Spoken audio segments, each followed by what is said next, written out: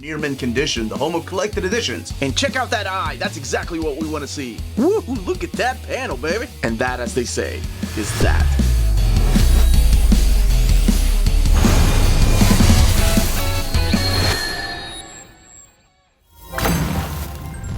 Hi, this is Tik Tok Tina, and today you're watching Near Mint Condition, Home of Collected Edition. I'm going to be talking about 3 different eras of Star Trek from IDW. So, stay tuned.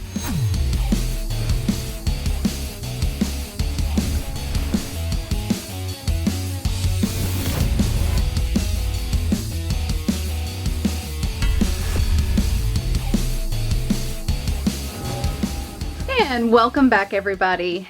First, before I get started, I wanted to say a big thank you to IDW for sending us these 3 lovely trade paperbacks. All 3 are in trade paperback format, and you'll notice that 2 of them say Omnibus, and 1 of them is a library collection. And weirdly enough, I told Omar he set these down in chronological order by the ships, not necessarily by when the series came out, so I was pleasantly surprised and pleased that he did that. Immediately he called me a big nerd. Anyways, let's get into it. We're going to start with Strange New Worlds first. So that's Star Trek Strange New Worlds Omnibus Volume 1. So Star Trek Strange New Worlds Omnibus Volume 1. And I did want to point out Omnibus. If you're interested in finding out what the difference between a library edition, Omnibus, or compendium is, check out Near Mint Condition TikToks, actually. Omar's talked about it several times, and it's fairly recent that he did divulge or go into the strange, confusing world of what is an omnibus, what is a compendium, and what is a collected edition. I'm still confused, guys, but let's not get into that here. This is, of course, a trade paperback, and we're looking at the spine here. You see the Star Trek Strange New Worlds Omnibus. It doesn't have Volume 1 on here, but it has it up here.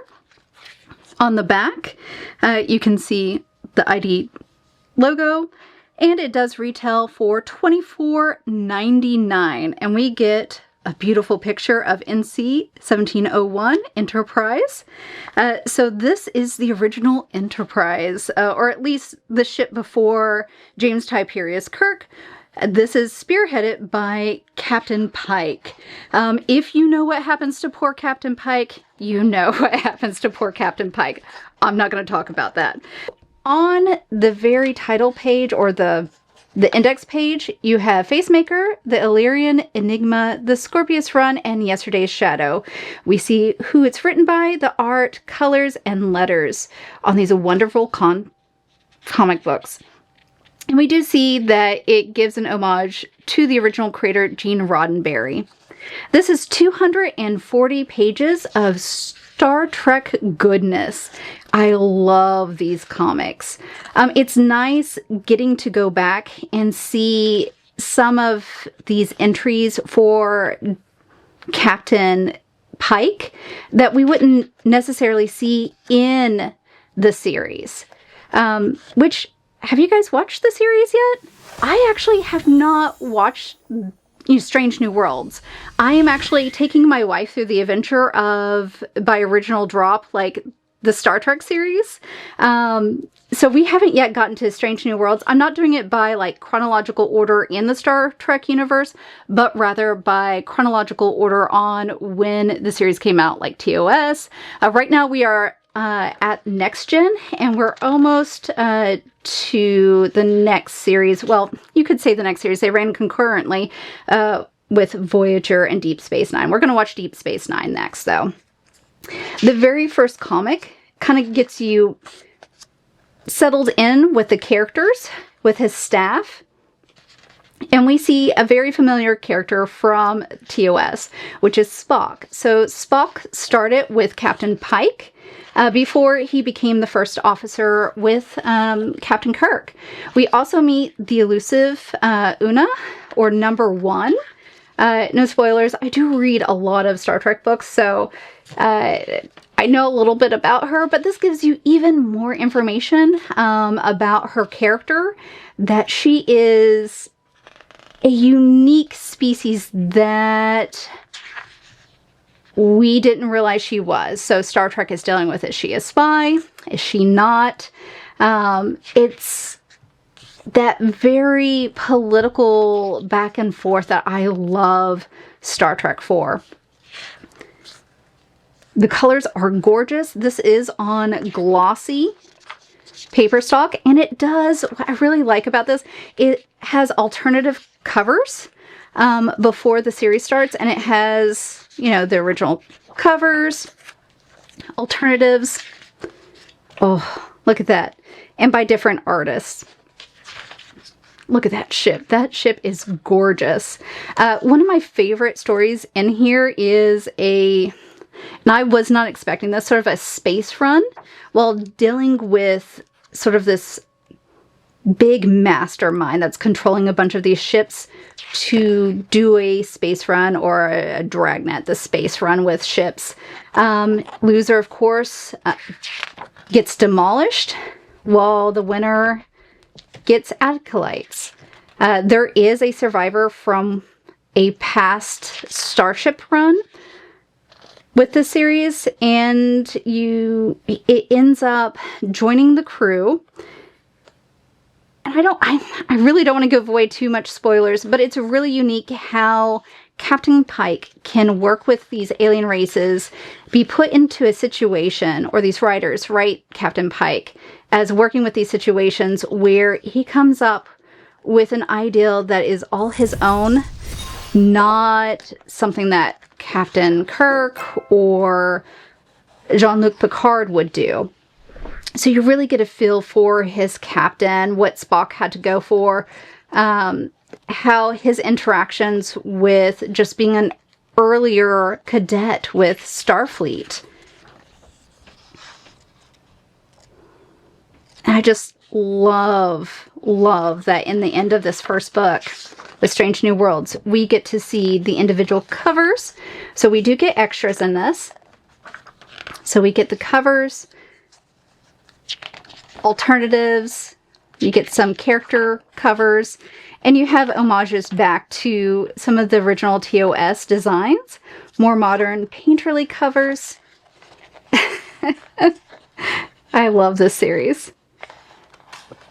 It's such a good, like, looking forward with positivity. You know, it's not always the outcomes that you want, but it's the outcomes that are really genuine. In the very back, we get character design. So we see the models, sort of template of what to go off of. And then Una here, which is nice seeing more of Una, getting to know more about her. With the original series, Una was a character that was played by Gene Roddenberry's wife. And she appeared in the pilot. So it's nice actually seeing this character come around and appear in the comics and in this brand new series. This is Star Trek IDW's Library Collection Volume 3. So there's 2 other volumes with this. This is 328 pages. It's glued. This one it's not an omnibus. It is a library collection. Here is the spine. In the back here. So we see Star Trek, we see Gorn, Spock, the ship, and we've got another Vulcan here. It retails for $29.99 US. When we first open it for the title page, we've got Star Trek Library Collection, and then we've got our contents here. So this is volume 3, and it is collecting year 4. So it's volume 3 of Star Trek year 4. It does contain the first and second seasons. It also contains 2 alien spotlights. So page 4 starts us out with Star Trek year 4. So this is season 1. And then this is starting at 156, Star Trek Year 4, Volume 2. And then we have, I would say extras, but it felt very well contained within this book. A spotlight on Vulcans, and then a spotlight on creature feature, the Gorn, which we all know the Gorn if you watch TOS. It is one of the original creatures that Star Trek's favorite son, James Tiberius Kirk, fought. So year 4 starts with what I want to call a sort of Monroe story, where there is a sort of DNA style planet location. This one was really weird, but it felt very much TOS. So it's somewhat silly, kind of not really scientific, but it harkens to the science world. Imagining a future with science in the forefront. Obviously, they're going and exploring the universe and seeing all the bizarre things that the universe has in store for them. This, like I said, is kind of like Monroe's Island, Dr. Monroe's Island, where this guy has his laboratory he found it abandoned, and he's created creatures to help him in his research studies. I'm not going to spoil the end on this because it was unexpected on what happened, why he was doing his research, but anticipate it because, you know, I would do the same. We've got several stories that feature the characters going to different worlds, exploring those worlds, and essentially, like, just like the original TOS, it's sort of like, I wouldn't say creature or event of an episode, but they are very, I feel, self-contained. I do want to get to one of my favorites here. This is on glossy paper. A nice little feature, because I know not every collected edition has this. It does have the page numbers. So you can, if you have a particular volume that you want it to read, or comic that you want it to read, and I got to the one I wanted, then you can quickly find it. I didn't notice any bleed through, so it's fairly thick. Didn't see any bleed through as I was reading this comic. But it does highlight, like, Kirk's adventures with his crew. You've got, of course, some red shirt death, which is what Star Trek was originally, I guess, known for me. But it's interesting to see, like, extended adventures for Star Trek. So here in this world, we have a planet that is devoid of its original inhabitants, but the machines still carry on what their original creators wanted them to do. And I've seen this before, but this was a unique take on that ideal, where creation continues its processes, what it was expected to do, with a slight twist. It did something that was out of the ordinary for what it was programmed to. And here we are. So this ends, so it has a nice separation for season 1 and season 2 of the book. So in season 2, we get a few more episodes, I guess you want to say, comics about their adventures. We get introduced to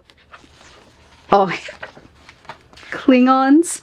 So Klingons and TOS look vastly different than the Klingons in the Next Gen. The reason for that is a particular virus that they created, a modification that caused them to look more like humans. So it's interesting to see that they did present the original TOS Klingons as is. They've explained it in sort of the same way. There are some Klingons that still retain their ridges, and some do not during this period. And they, of course, have that stereotypical, like, look to them. The dark hair. Very I don't, these are not the Klingons I originally grew up with, so I had to explain to my wife, like, about this whole virus and how they had changed or augmented themselves. Oh. But it's very fun to see them in these pages. Very true in form. And I want to get to the very end here. Here we go.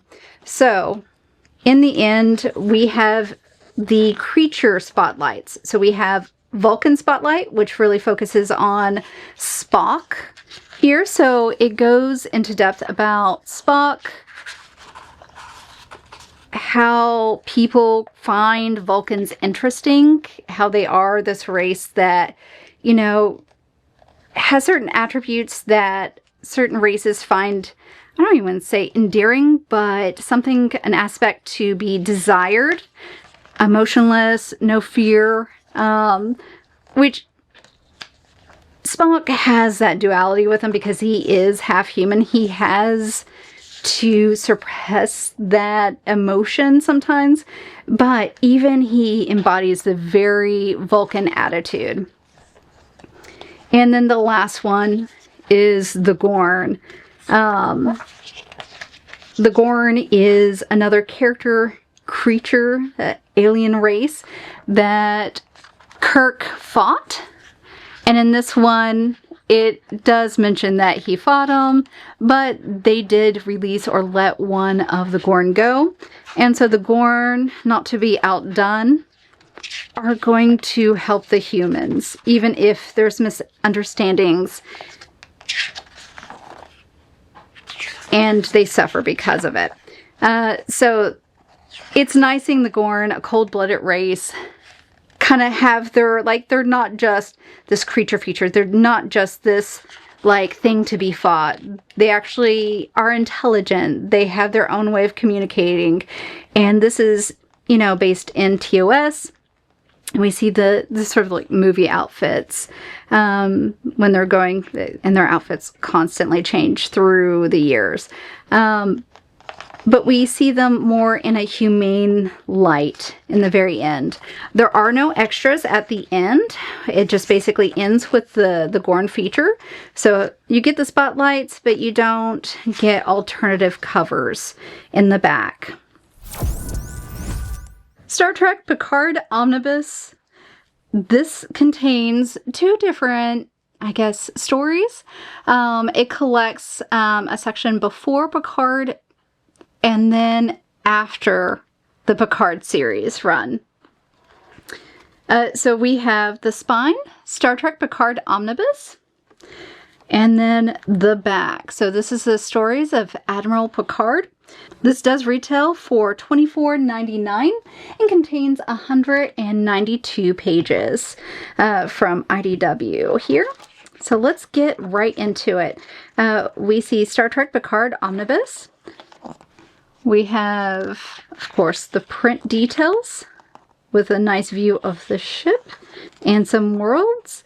And right here, we see that this contains Countdown, volumes 1 through 3, Stargazer 1 through 3, and of course written by Kristen Beyer, Mike Johnson, art by Angel Hernandez, colors by Jonah LaFonte, and letters by Neil.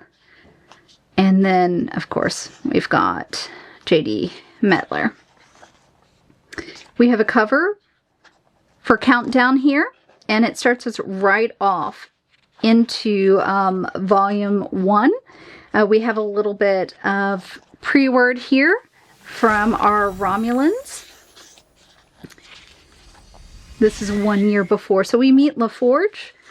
We have his interaction with Picard, and he's discussing his duties, what he's going to do to try to help evacuate Romulans, since their star is going to go supernova and destroy their world, as well as some of their local colonies. And of course, he has a job ahead of him, because Romulans are very much distrustful of the Federation because of all their history.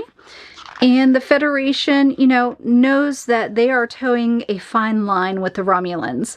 They're extending their aid. They want to help, but they don't know how much aid they can provide somebody that suspects ulterior motives. I mean, when you've got ulterior motives, you suspect other people of having those. We'll just say it that. We do see the beautiful ships that he has worked on. And we meet his two companions at his chateau. They're here at this colony that he is trying to save. And they themselves are going against the Empire. So they're kind of double agents in this aspect.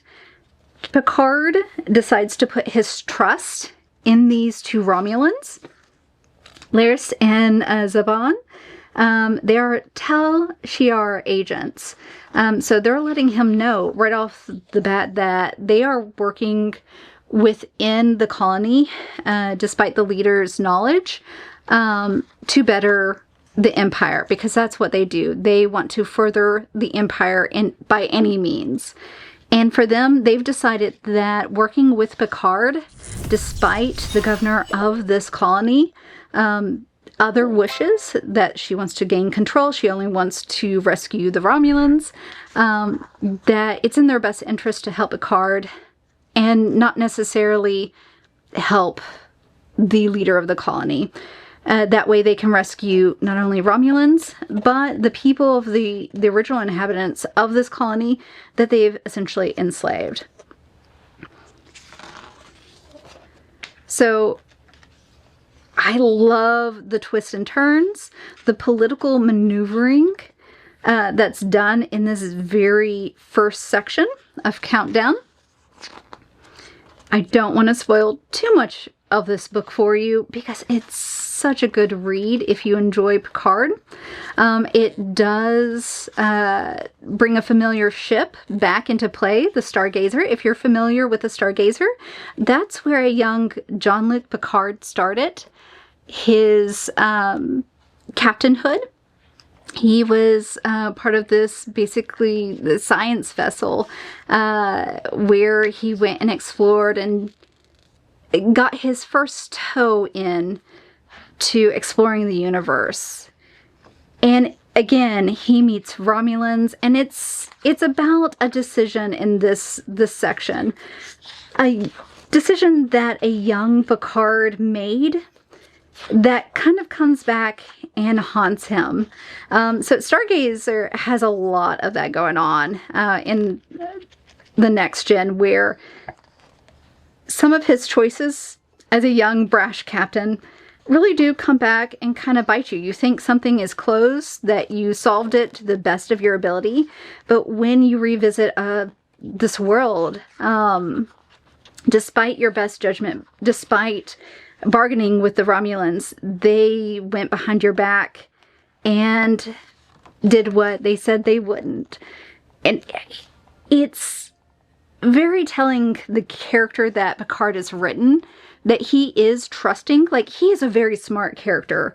I think they did him justice in this book by saying, you know, you learn from your failures. Sometimes, you know, you can do the best. You can make all the right decisions and still lose. And this really comes into play, that Picard doesn't always win, but there is a solution. And we do meet another familiar face if you've already seen this.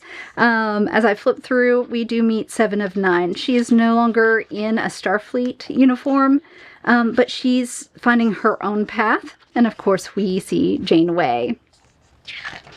I love that they included a captain's log, so interview with the co-creator and supervising producer on Picard. So you get kind of behind the scenes on their thoughts, like what they were working with, what their ideals were. So it's nice to read these extras and get sort of like an inside scoop. It also kind of goes into play of how they created these ships, what their ideals were, the history behind the USS Verity. And just a look at it. It's always nice to see what thought process went on with the design of the starships. Whether it is a Constellation class, why they decided to make, a Zodiac class instead of, a Constellation class, a Dreadnought, when those appear. So it's nice to see these decisions and why they decided to design them, why they decided to put the nacelles either at the top of the ship, more towards the back. And I've even seen some that are below the ship, it's an interesting design. So I love to see these extras. And then we do have variant covers at the end, and we have some of Picard from the series. So it's nice to see these live action shots for some of these covers. Did you collect these when they were originally coming out? Because it's such a good series. And just some more. And then we have the end here. If you're interested in purchasing any of these, please check out our sponsor. CheapGraphicNovels.com, your online home for graphic novels and collected editions up to 50% off cover price. They have excellent shipping and prompt and helpful service. Check out their bargain deals for up to 90% off cover price. And don't forget that CGN also takes pre-orders. That way you don't miss out on the hottest releases. And they are currently running a special promotion for you Minties. If you're a first-time customer, after receiving your order confirmation email, reply back to that email and let them know Near Mint Condition sent you their way. They will then apply a free shipping promotional credit to your next order in the US. Cheap Graphic Novels, your source for the hottest books with the kind of deep discount, quality shipping, and customer service that will keep you coming back for more. And that was my overview on these 3 beautiful books. Are you collecting any Star Trek volumes? Are you doing Strange New Worlds, Star Trek? Are you doing Picard? Have you watched these series? Or do you just love the original TOS? Anyways, please comment down below, let us know, and hey Omar, can you beam me out?